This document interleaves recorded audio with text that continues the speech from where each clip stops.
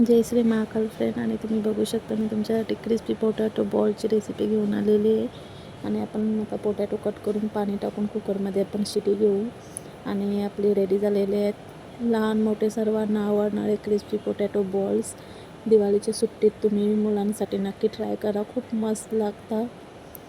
आणि मी क्रीदासाठी एक काढते पोटॅटो स्टीम झालेलं. आणि आपण पोटॅटो चांगल्या प्रकारे मॅश करू आणि त्याच्यात मीठ टाकू थोडं चवीनुसार आणि कॉर्नफ्लॉवर टाकू.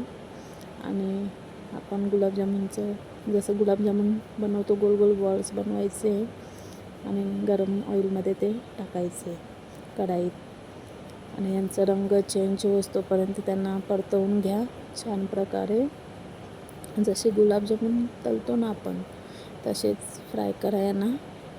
आणि खूप मस्त आणि टेस्टी लागतात. तुम्ही हे केचपसोबत नाहीतर चटणीसोबत खाऊ शकता.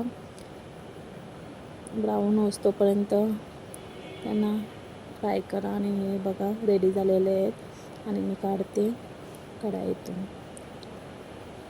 आणि तुम्हाला माझे व्हिडिओ अशाच आवडत असतील तर माझ्या चॅनलला नक्की सबस्क्राईब करा आणि कमेंट पण करायला विसरू नका.